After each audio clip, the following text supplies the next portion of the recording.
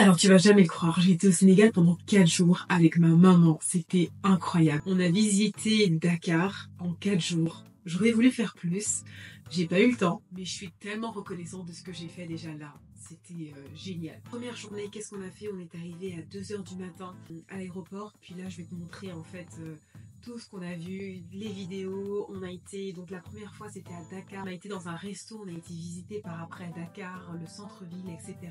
On a été voir le monument de la Renaissance, c'était juste génial. Deuxième journée, on a été à Gorée, c'était incroyable parce que ça a éveillé en moi énormément d'émotions. Surtout quand tu connais l'histoire et tu sais ce qui s'est passé. Et ça te met un pied dedans parce que tu vois en fait le lieu où les esclaves étaient emmenés directement dans les Caraïbes ou alors en Amérique. C'était quelque chose de très émotionnel. Troisième journée, on a décidé de passer notre après-midi. C'était génial à la Teranga en fait au Pullman. On a après par la suite visité des amis, donc c'était trop bien. Puis on a aussi appris énormément sur l'histoire de Dakar. Puis la dernière journée, puis on partait le soir, on a été au Lac Rose, donc j'ai été sur la barque avec ma maman et ensuite j'ai pu faire l'expérience avec le chameau et le quad. C'était trop bien. Et par la suite, on est rentré et on a mangé que du poisson, que des fruits de mer, c'était trop bien. Et alors après on est parti, on est rentré à la maison, mais je te montre tout ça en image et je t'explique un peu tout ça. Donc c'était trop génial. Et tu vas kiffer. Alors le départ de Montréal, puis ensuite j'ai rejoint ma maman en Belgique et ensuite on s'est retrouvés à Casa. Donc c'était quelque chose, c'était une expérience trop bien. Puis on est parti à Dakar ensemble.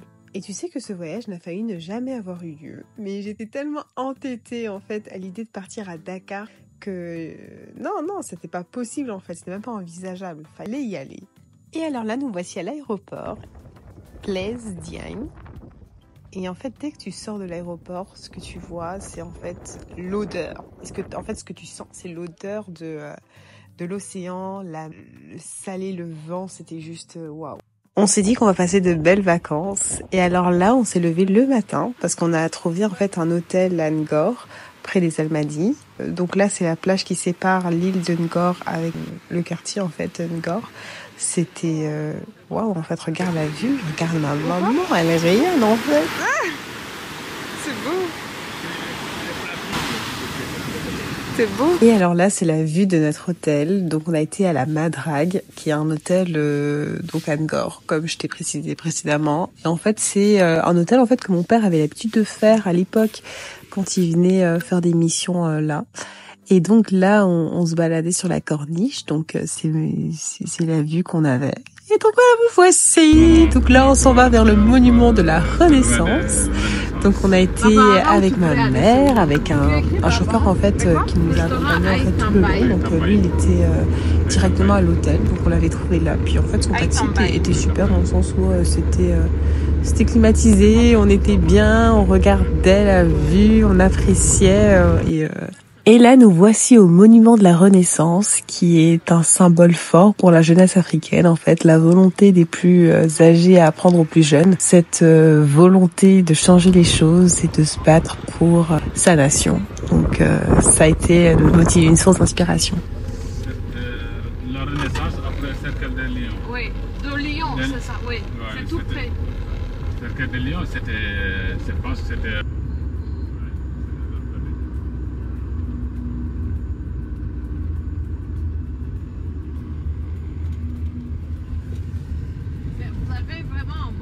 Et la direction vers le Cercle de l'Union, qui est un restaurant en bord de mer qui est magnifique. Et je te montre les images tout de suite. Après ce beau parcours, en fait, c'est juste la vue imprenable. Si tu veux découvrir un resto incontournable à Dakar, je te conseille le Cercle de l'Union. Alors, je l'ai découvert avec ma maman. Et en fait, je l'avais vu sur TikTok. Donc là, regarde l'entrée, juste regarde, en fait. Admire, c'est magnifique. Et la vue sur l'océan, waouh! C'est trop bon en fait. Donc on a décidé de se poser. On a regardé la vue, on a regardé la carte, puis on a mangé et on a profité. C'était magnifique. Par la suite, avec ma mère, on a marché un peu, puis on a découvert la Teranga en fait qui appartient au Pullman. Et donc là, on regardait un peu l'artisanat. Donc quand tu rentres dans l'hôtel, en fait, tu vois l'artisanat un petit peu partout. Tu vois une petite boutique. Je vais te montrer l'intérieur, comme ça tu vas un peu voir un peu ce que les artisans en fait sénégalais font. C'est quoi? C'est des tableaux? C'est inox. C'est pas inox. Ça, c'est inox. 10 000. 10 000, les 6. Ah, madame.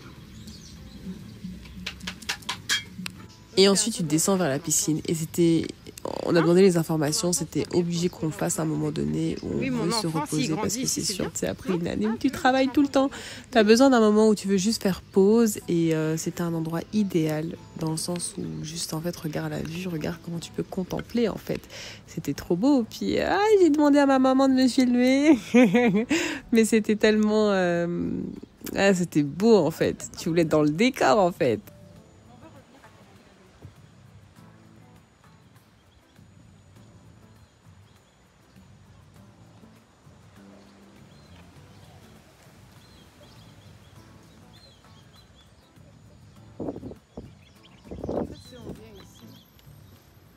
Et en fait, quand tu traverses Dakar, tu as vraiment une belle vue autour de toi. Tu as vraiment de belles choses. Tu vois des boutiques par-ci par-là. Tu vois, en fait, et puis tu as l'ambiance, en fait. C'est un pays côtier. Donc, c'est ça. Et donc, là, c'est un lieu de souvenir. On a un peu traversé la ville en taxi. Donc, on a un peu vu un peu. Et la deuxième journée, on va à Gorée. Donc, on va apprendre de l'histoire. On va s'imprégner de l'histoire, la fameuse histoire de Gorée. Donc, en fait, c'était l'île où les esclaves étaient emmenés vers les Caraïbes, l'Amérique latine et l'Amérique du Nord. Donc, ce sera très intéressant, en fait, de voir ça. Alors, on a été à la gare maritime pour prendre le bateau et alors partir à l'île de Gorée.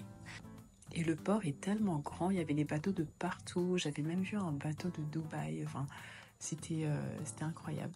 Et alors là, voici l'île de Gorée. Et nous voilà plus proches et on peut retrouver l'architecture française et portugaise sur l'île, notamment par les colons qui y sont passés. Et alors là, avec ma mère, on a décidé de prendre un guide qui expliquait vraiment, vraiment très bien.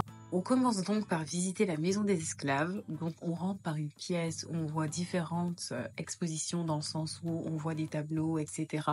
Des statuettes qui expliquent en fait la maison des esclaves dans laquelle nous y sommes présentement. Et en fait, on peut voir la fameuse maison des esclaves en haut et en dessous, c'était les esclaves qui demeuraient. Et la photo au milieu, donc la fameuse photo en fait qu'on voit partout. Et ce qui était vraiment très intéressant en fait, c'est que tu voyais en fait comment les gens vivaient, dans le sens où les gens vivaient comme si de rien n'était et on se demande en fait comment ils faisaient. Tandis que je vais te montrer en fait les images où se trouvaient en fait les esclaves et où ils étaient enfermés. Une dizaine de personnes étaient enfermées dans une pièce comme celle-ci, ce qui est incroyable. Et tu avais juste une ouverture en fait de lumière. Et ici se trouvaient les personnes qui désobéissaient aux colons. Et ils étaient enfermés et ils s'en foutaient en fait du nombre de personnes qui étaient. Et le guide nous expliquait en fait que Nelson Mandela y est allé pendant 5 minutes et il a fondu en larmes tellement c'était abominable en fait les conditions de vie dans ce trou en fait.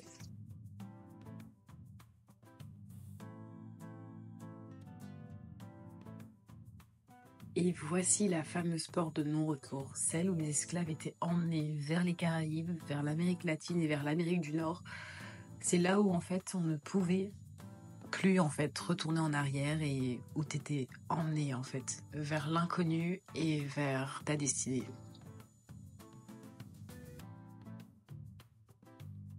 Et dans cette salle, on peut voir les personnes qui ont visité la maison des esclaves, dont notamment les Jackson 5, Nelson Mandela. On peut voir Barack Obama, on peut voir différentes personnes, grandes personnalités, qui ont vu en fait et qui sont venues en fait à l'île de Gorée. Et c'est un moment de recueillement, un moment où on peut partager nos réflexions dans cet endroit où on peut voir en fait les images du passé. On a eu l'occasion aussi de pouvoir porter un objet en métal qui est très pesant et en fait que les esclaves devaient porter. Et ici, on peut observer la cour en fait à l'île de Gorée. On peut toujours revoir l'architecture française, portugaise et en fait avec toutes les couleurs qu'ils avaient pu imaginer. Donc là, on peut le voir juste tout autour de nous. Et apparemment, à Saint-Louis, c'est beaucoup plus prédominant.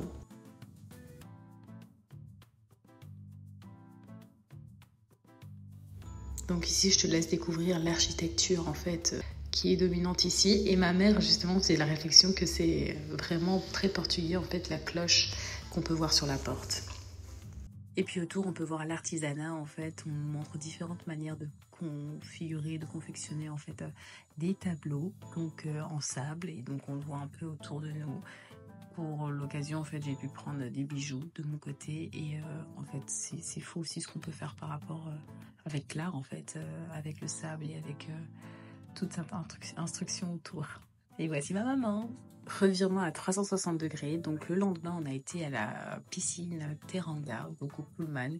C'était très beau. Donc ça a été l'après-midi qu'on a fait avec ma maman. Et alors on s'est posé toute l'après-midi, histoire de se relaxer après des semaines de travail. Parce que tu sais que comment c'est, je me relaxais au soleil, j'avais fait des tresses la veille. Donc c'était vraiment ça. Donc c'était trop bien, on s'est reposé et on a profité. Et alors là, la vue qu'on avait au bout, c'était magnifique en fait, rien à dire. Et dernier jour, je te montre le lac Rose. Le lac Rose, près de Dakar, est un lac salé et célèbre pour sa couleur rose due à une algue spéciale. C'est un site de récolte de sel important et une attraction touristique. Il est inscrit sur la liste indicative du patrimoine mondial de l'UNESCO pour sa valeur naturelle et culturelle. J'espère que tu as appris de ce voyage et que ça t'a donné envie d'aller au Sénégal. Parce que c'est un pays qui regorge de richesses. C'est un pays qui a l'océan, donc tu as des paysages mais incroyables. Et encore, j'ai pas tout vu parce qu'il y a la Casamance, il y a Saint-Louis, il y a Sali, donc énormément de plages et puis de lieux au Sénégal. Mais en gros, c'était ça. Mais c'était une expérience. Vraiment, je ne regrette pas et je te conseille d'y aller.